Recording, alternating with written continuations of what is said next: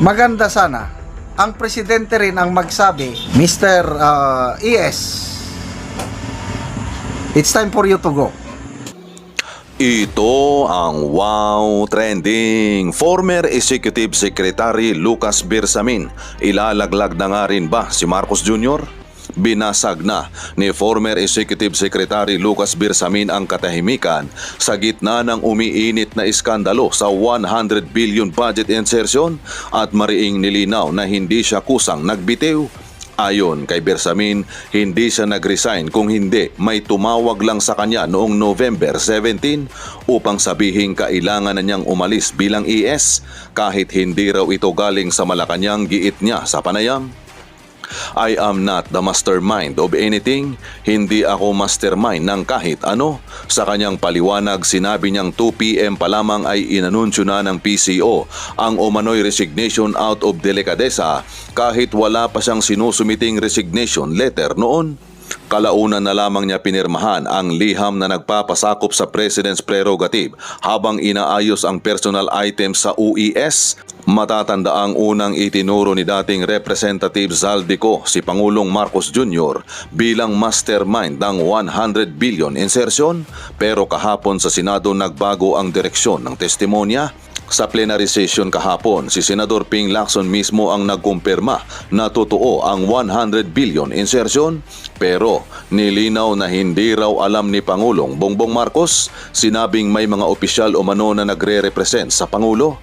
Dahil dito lalong lumilitaw na magkakasalungat ang kwento. Si Ko na nagturo kay Marcos Jr. at si Lacson ang nagsabing inosente ang Pangulo.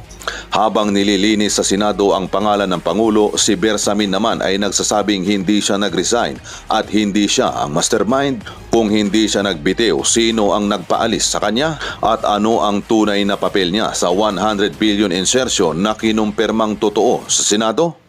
Komento pa nga ng mga netizen na inamin na may insertion pero hindi raw alam ni PBBM na pinirmahan niya ang pinagmamalaki niya sa kanyang binasa na paulit-ulit ang laman sa media. Pinagloloko ba ng Malacanang at ng Pangulo ang mga Pilipino? Tina-timing nila noong nagsalita si Zaldico, unti-unti na silang nag-resign.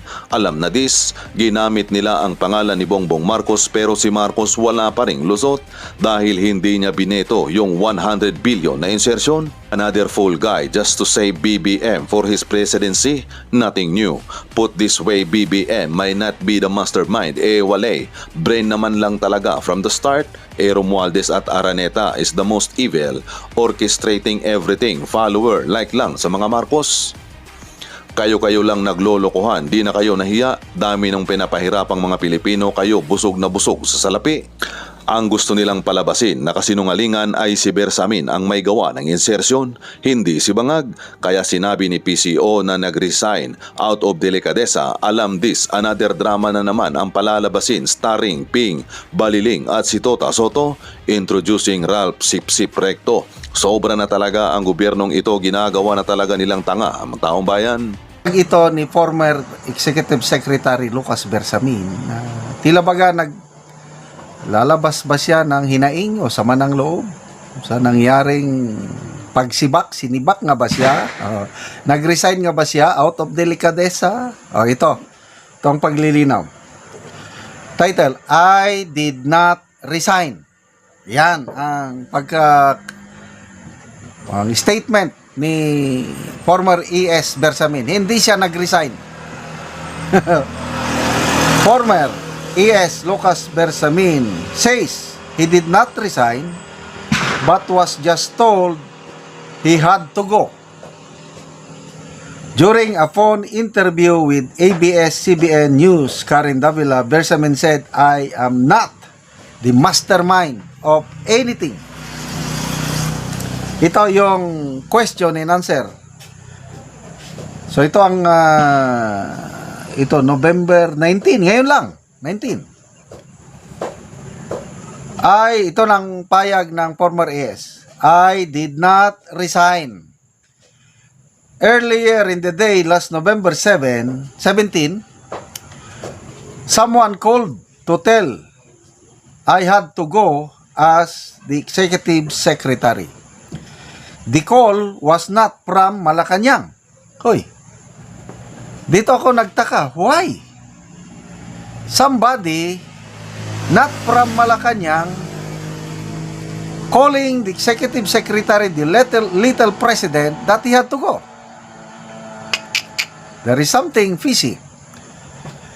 The call was not from Malacanang.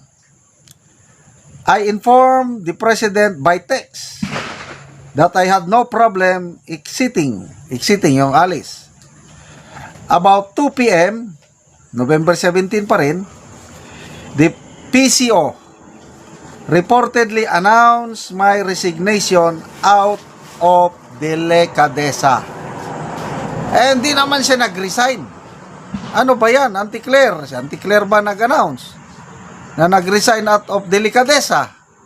Eh, kahit ako, magre-reklamo din ako. Klaruhin ninyo, hindi ako nag-resign eh.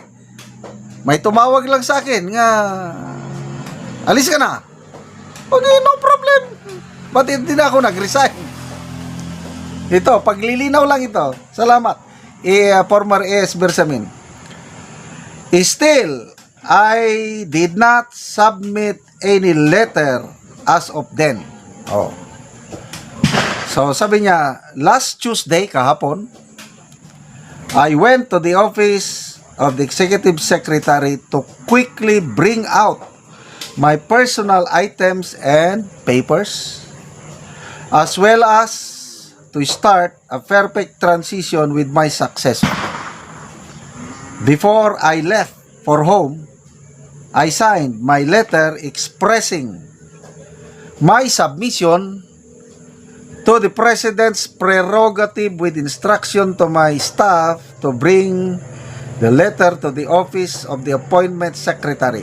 I left deciding that that would be the last time I would step into that office. Medyo mabigat ito.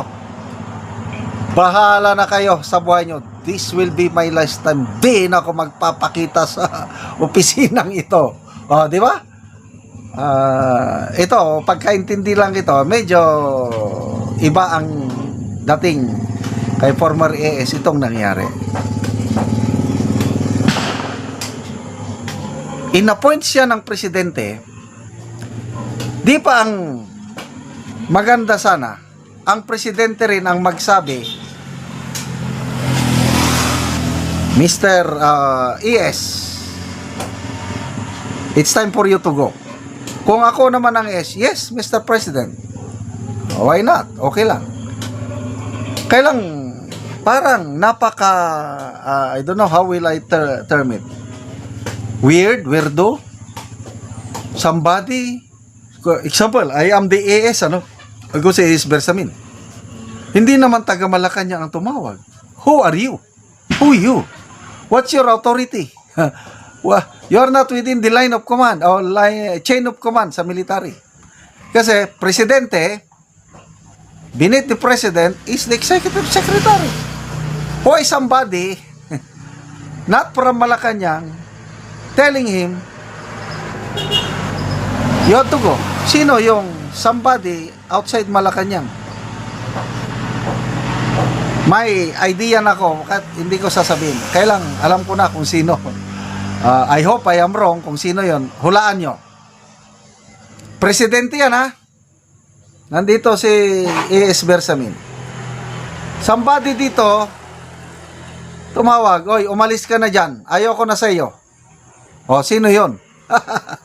Alam ko na kung sino. Kailang hanggang akin lang yun. Hindi ko pwedeng sabihin. Tapos, out of delicadeza, oh. So, nadawit si AS Bersamin dahil nabanggit ang pangalan niya ni former Yusek Bernardo ng DPWS. Nabanggit ang pangalan niya, tumatanggap daw siya. Ano pa yun? Yung apo ba niya, yung Adrian Bersamin, na lumalabas na parang isa siya, kasama niya si Sek Pangandaman na tumanggap ng kickbacks sa yung aligasyon ni Saldico. At least sa ngayon, opinion ko lang itong sinasabi ko, Napatunayan ngayon sa lalong tumibay ang paniniwala ko sa aligasyon ni Saldico na totoong may budget insertion na 100 billion. Totoo. Kasi may tumanggap ng kickback. Sinabi mismo ni Senator Lacson na ang tumanggap Pangandaman and Bersamin. So nagsabi na si Ombudsman Rimulya na pinag-aaralan na nila ang isasampang kaso, conspiracy to commit plunder, something like that. So anong ibig sabihin nito? Isa ko lang is, kung ang presidente wala siyang kaalam-alam doon, na niloloko siya. Kung niloloko siya, anong klase siyang presidente? Again, opinion ko lang ito, mahina siyang presidente. Kasi naging commander ako eh. Yung makita kong opisyal ko, tao ko, na niloloko ako, unahan ko. Tatawagin ko, i-confront ko. Ano ba? Sorry sir. Ganon. I am in command of my unit. Kung presidente ka, tapos niloloko ka sa imong tabi-tabi, anong klase kang presidente? Tama, yung sabi ni Pangulong Duterte na weak leader yan. Okay, salamat mga kaibigan sa inyong pagsubaybay sa ating channel. Na nakakatulong kayo ng malaki sa tribong Talandig ng Bukidnon dahil ang sweldo natin sa channel na ito pantulong po sa tribo. Namimigay tayo ng mga libreng yero at pako para makapagpatayo naman itong tribo ng mas maayos na tirahan. Panoorin nyo ang video na ito. Karon mo na niyang mataganog yero si kuya.